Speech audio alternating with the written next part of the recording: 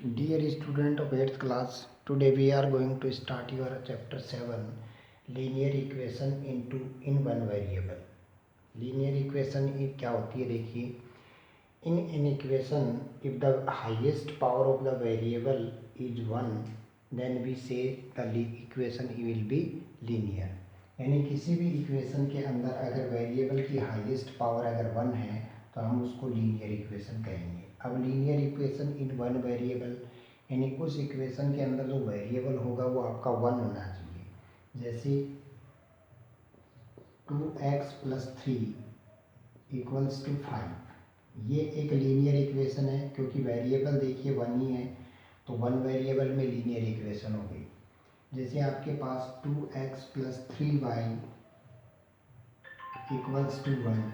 ये linear equation है but linear equation 1 variable में नहीं है. यहाँ पे हमारे पास 2 वेरिएबल आ रहे हैं x और y. तो लीनियर इक्वेशन तो है ये बट इसके अंदर वेरिएबल कितने हैं 2 वेरिएबल है.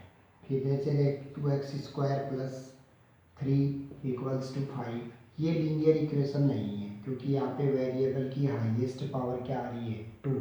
तो ये एक लीनियर इक्वेशन नहीं है. तो लीनियर इक्वेशन के अंदर वेरिएबल की हाईएस्ट जो पावर होती है वो 1 होती है, उसी को लीनियर इक्वेशन कहते हैं. तो हम इस चैप्टर में लीनियर इक्वेशन इन वेरिएबल के बारे में पढ़ेंगे.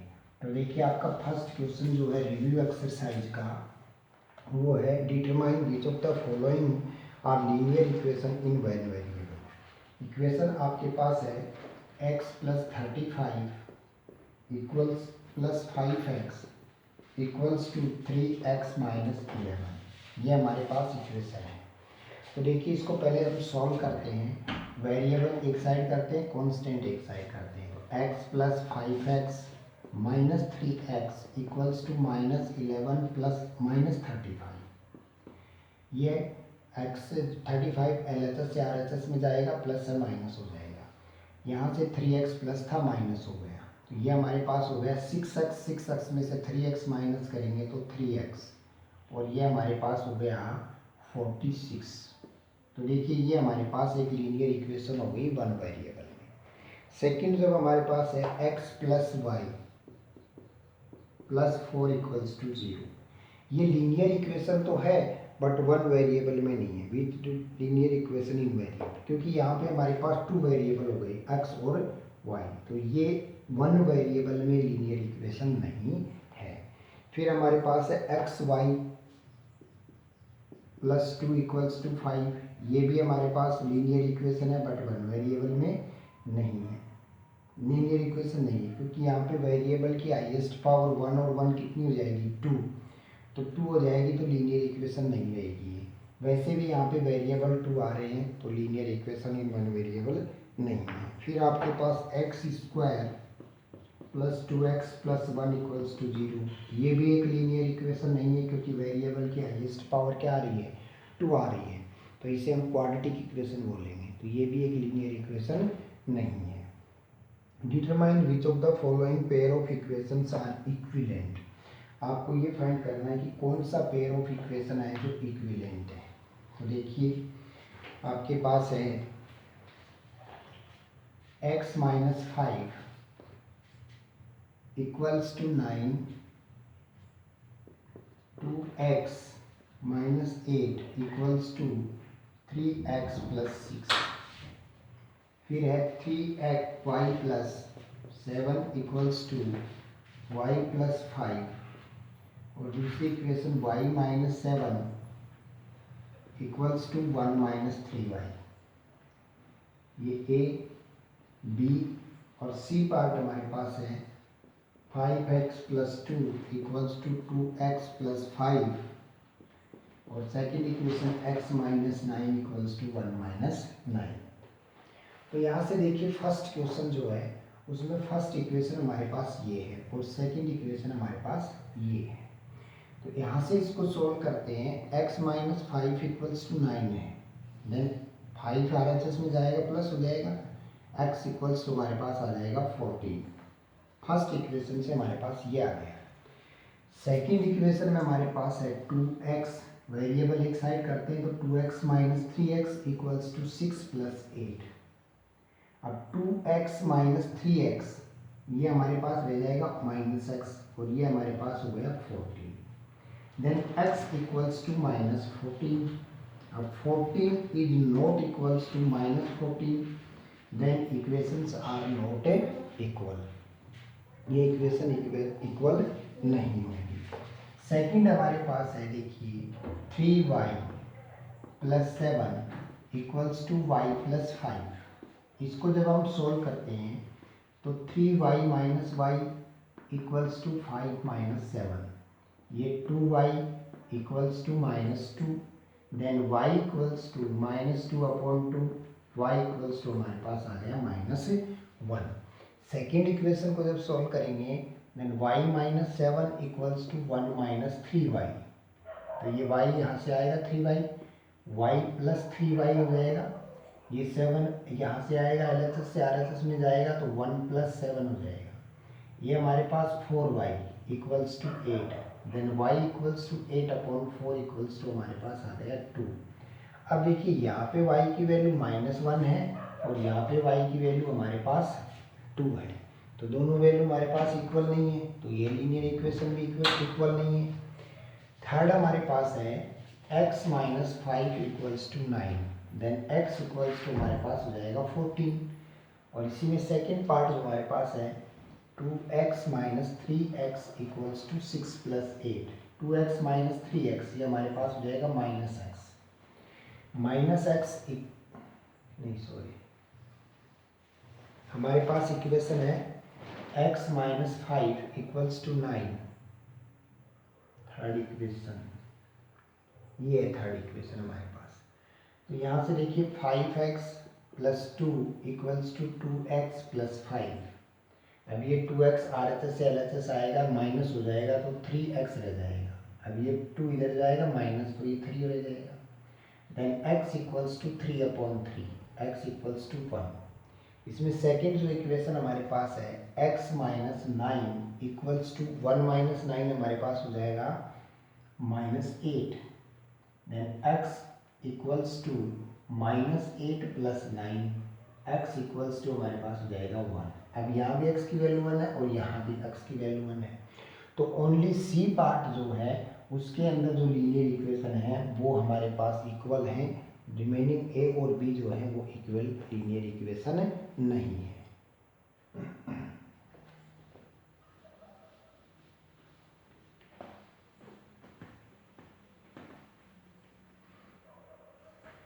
अब हमारे पास आता है question number third, solve the linear equation x minus 2 equals to 7, y plus 3 equals to 2y minus 7, 2z minus 8 equals to 5z plus 7, 3x plus 8 equals to 4x minus 6 plus 8, 2x plus 2/5 equals to x minus 5, 18x minus 3 minus 2x minus 7 plus 3x plus 6 equals to 0। ये हमारे पास linear equation है, इनको solve करना है। अब देखिए linear equation को solve करने के हमारे पास 3 मेथड होते हैं। पहला हमारे पास होता है ट्रायल एंड एरर मेथड, दूसरा हमारे पास होता है ट्रायल एंड एरर मेथड, दूसरा हमारे पास होता है ट्रांसपोजिशन मेथड, और थर्ड जो होता है वो हमारे पास LHS और RHS के अंदर सेम वर्क करके उसको हम सॉल्व करते हैं। तो सबसे जो अप्रोप्रिएट मेथड जो होता है हमारे पास ट्रांसपोजिशन मेथड, उसके अंदर हमारे पास 2 साइड होती है, एक LHS होती है, एक RHS होती है। तो LHS और RHS लेफ्ट हैंड साइड और राइट हैंड साइड, यहाँ से लेफ्ट हैंड साइड से हम किसी भी नंबर को या वेरिएबल को RHS में लेके जाते हैं तो वो प्लस है तो माइनस हो जाएगा, माइनस है तो प्लस हो जाएगा, मल्टीप्लाई या डिवाइड हो जाएगा, डिवाइड है तो मल्टीप्लाई हो जाएगा। तो इस तरीके से हम उसको सॉल्व करेंगे। तो ऐसे फर्स्ट क्वेश्चन है आपका x माइनस 2 इक्वल्स टू 7, इसमें हम वेरिएबल को एक साइड करेंगे, कॉन्स्टेंट को एक साइड करेंगे। तो यहाँ तो वेरिएबल ओनली x है, यहाँ पे जो 2 है वो कांस्टेंट है, इसको हम RHS में लेके जाएंगे तो x के साथ 2 माइनस में है, जैसे ही RHS में जाएगा प्लस हो जाएगा, then x equals to 7 plus 2, यहाँ से हमारे पास x की वैल्यू आ जाएगी 9। तो इस तरीके से हम इसको सॉल्व कर सकते हैं, जिसको बोलते हैं ट्रांसपोजिशन मेथड। फिर सेकंड में हमारे पास देखिए y प्लस 3 इक्वल्स टू है 2y माइनस 7। अब देखिए यहाँ पे ये वेरिएबल टर्म है, ये वेरिएबल टर्म है, ये हमारे पास कांस्टेंट टर्म है, तो वेरिएबल को एक साइड करेंगे और कांस्टेंट एक साइड। तो यहाँ से 2y को RHS से हम LHS में लेके आते हैं, ये प्लस है क्या हो जाएगा minus, then y minus 2y equals to 3 को हम LHS से RHS लेके जाते हैं, प्लस है माइनस हो जाएगा, देन माइनस 7 माइनस 3, ये हमारे पास आ गया माइनस y, ये हमारे पास आ गया माइनस 10, माइनस से minus cancel, then y equals to हमारे पास आ गया 10। थर्ड जो पार्ट है हमारे पास z minus 2z minus 8 equals to 5z plus 7। तो ये वेरिएबल है, यहाँ पे 5z को LHS में लेके आएंगे तो ये प्लस है माइनस हो जाएगा 5z, 8 को LHS से RHS लेके जाएंगे, माइनस है प्लस हो जाएगा, देन 7 प्लस 8, ये हमारे पास रह गया माइनस 3z इक्वल्स टू 15। अब हमें z की वैल्यू फाइंड करनी है, तो 3 जो है वो z के साथ इंटू में है, RHS में जाएगा डिवाइड में हो जाएगा, देन z इक्वल्स टू हमारे पास आ जाएगा 15 अपॉन माइनस 3 5 या 15 माइनस 5, z जो वेरिएबल है उसकी वैल्यू हमारे पास 5 हो जाएगी। फिर देखिए फोर्थ जो पार्ट है वो है 3x plus 8 equals to 4x minus 6 plus 8। अब यहाँ से हमारे पास ये वेरिएबल है और ये वेरिएबल, 4x को LHS से RHS से LHS में लेके आएंगे तो माइनस हो जाएगा, then 3x minus 4x equals to minus 6 plus 8, ये प्लस 8 है, LHS से RHS जाकर के माइनस 8, ये minus x equals to minus 8 plus 8 cancel, minus 6, minus से माइनस कैंसिल, देन x की जो वैल्यू हमारे पास आएगी वो 6 आ जाएगी। तो ये हमारे मेथड होते हैं ट्रांसपोजिशन मेथड। फिर देखिए फोर्थ पार्ट में हमारे पास है, फिफ्थ पार्ट में 2x plus 2 upon 5 equals to x minus 5, ये वेरिएबल है और ये वेरिएबल है, यहाँ से इसको LHS में लेके आएंगे 2x माइनस x, ये कांस्टेंट माइनस 5 माइनस 2 अपॉन 5, ये हो गया, ये हमारे पास हो गया x। अब देखिए ये माइनस 5 माइनस 2 अपॉन 5, इसका एलसीएम लेंगे, इसके अपॉन में 1 कर देते हैं, एलसीएम 5 5 या 25 माइनस 2, ये minus 27 upon 5, then value of x will be minus 27 upon 5। And last जो पार्ट है ये 18x माइनस 3। अब ब्रैकेट के बाद जब माइनस होता है तो जैसे ही ब्रैकेट ओपन होगा साइन चेंज हो जाएंगे, माइनस 2x प्लस 7, प्लस था 2 माइनस हो गया, माइनस था 7 तो प्लस हो गया, ये प्लस है बाहर तो कोई साइन चेंज नहीं होगा, 3x प्लस 6 इक्वल्स टू 0।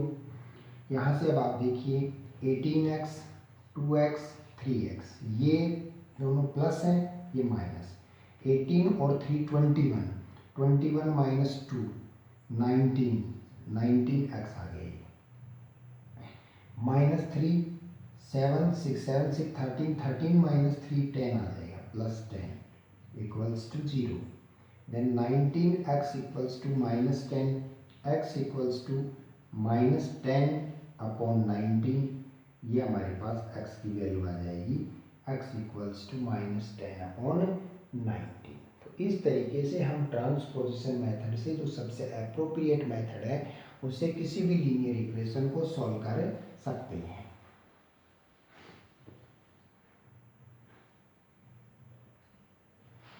अब हमारे पास है question number 4, the difference between two integers is 19 and their sum is 95, find the integers. The difference between two integer is 19।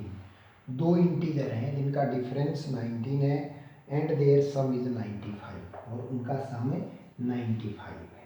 तो हमें लेट करना होगा, let the first integer be x. अब first integer x है और दोनों का सम जो है हमारे पास, और दूसरा इंटीजर हम मान लेते हैं and second integer equals to. अब दो इंटीजर है, दोनों का सम 95 है। अगर एक एक्स है तो दूसरा हमारे पास आ जाएगा 95 माइनस एक्स। तो दूसरा इंटीजर हमारे पास आ गया 95 माइनस एक्स। अब देखिए इन दोनों इंटीजर का जो डिफरेंस है वो 19 दे रखा है। According to question x minus bracket 95 minus x equals to हमारे पास दे रखा है 19 गिवन है।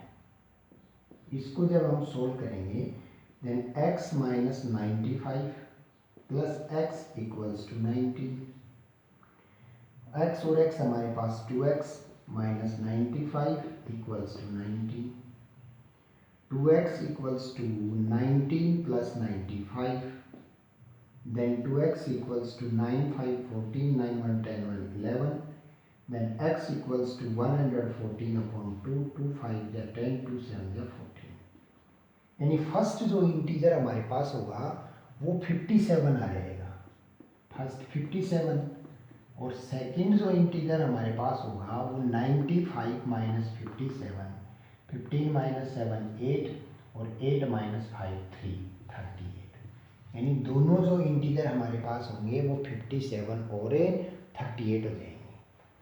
Question number 5, the sum of the three conjugative even integer is 312, find the integer. Three conjugative even integer है। अब थ्री कॉन्जुगेटिव, कॉन्जुगेटिव का मतलब होता है कंटिन्यूस वन, आप एक के बाद एक लगातार जो आते हैं, और इवन इंटीजर है। अगर फर्स्ट इंटीजर हम लेट करते हैं, let the first even integer be x. अगर फर्स्ट को हम एक्स लेट कर लेते हैं इवन इंटीजर, तो सेकंड हमारे पास आ जाएगा, सेकंड इवन इंटीजर हमारे पास हो जाएगा x प्लस 1, x प्लस 2 करते हैं, x प्लस 2, और थर्ड जो इवन इंटीजर होगा वो हमारे पास हो जाएगा x प्लस 4। तो देखिए अगर x की वैल्यू जैसे 2 करते हैं तो 2, 4 और 6, इस तरीके से हमारे पास तीनों इंटीजर हो गए। अकॉर्डिंग टू क्वेश्चन इनका सबका सम यानी x plus 2 plus x plus 4 equals to 312। 1 2 3, 3x plus 6 equals to 312, 3x equals to 312 minus 6, 3x equals to 306, then x equals to 3 1 is 3, 3 2 is 6. So the first integer will be 102, second will be 102 plus 2 104, and third will be 102 plus 4 equals to 106. तो वो तीनों even integer जो होंगे conjugative even integer, वो आपके पास 102, 104 और 106 होंगे, जिनका सम आपके पास 312 होगा।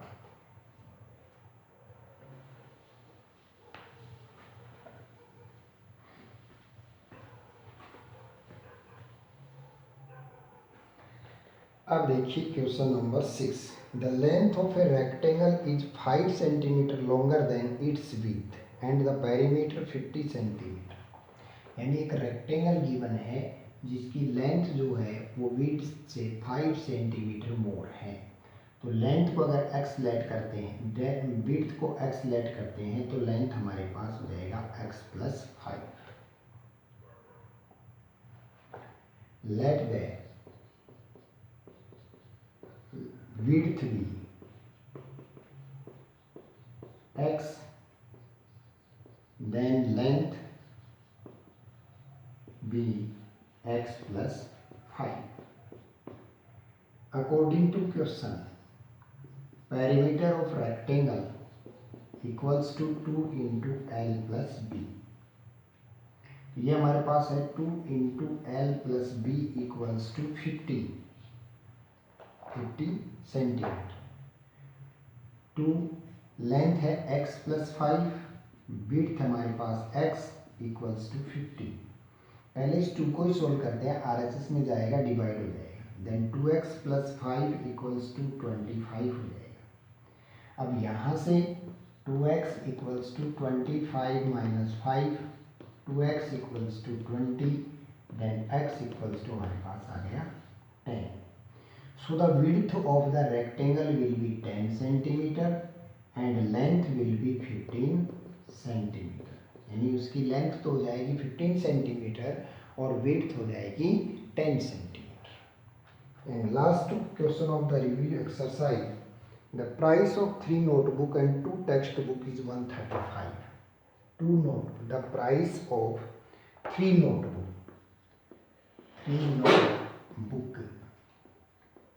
Plus 2 text book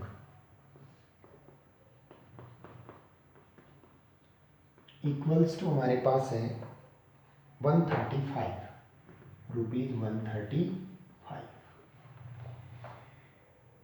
but a notebook cost is rupees 5 more than the text book. Notebook की जो कॉस्ट है, cost of notebook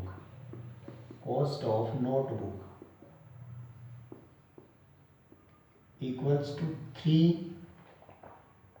5 rupees more than textbook।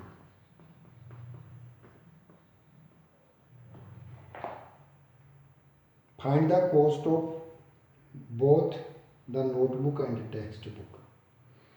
अब देखिए cost of notebook, but the cost of notebook cost rupees 5 more than the text book. ये condition हमें given है कि notebook की जो कॉस्ट है वो टेक्स्ट बुक से 5 रुपीज मोर है।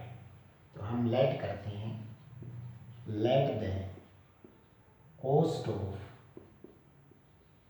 Each text book be rupees x, then cost of notebook हमारे पास इससे 5 more than x plus 5, so that cost of notebook will be x plus 5। ये हमारे पास एक नोटबुक की कॉस्ट आ जाएगी। अब 3 नोटबुक है, अकॉर्डिंग टू क्वेश्चन 1 नोटबुक की कॉस्ट ये है, तो 3 नोटबुक की कॉस्ट हो जाएगी 3 इंटू एक्स प्लस 5, प्लस एक बुक की कॉस्ट हमारे पास टेक्स्ट बुक की कॉस्ट x है, तो 2 टेक्स्ट बुक की कॉस्ट जो होगी वो 2 इंटू एक्स इक्वल्स टू 135। जैसे ही ब्रैकेट ओपन करेंगे 3x plus 15 plus 2x equals to 135। 3 into 5x equals to 135 minus 15, ये हो जाएगा आपके पास।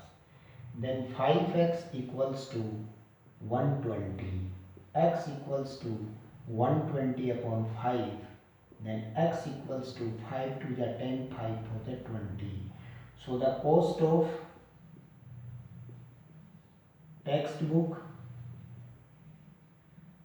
equals to rupees 24 each, and cost of notebook equals to x plus 5 and 24 plus 5 equals to 29 each.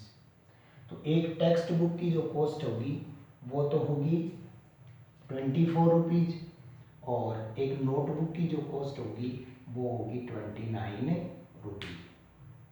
तो इस तरीके से हमारे पास एक टेक्स्ट बुक और एक नोटबुक की कॉस्ट आ जाएगी।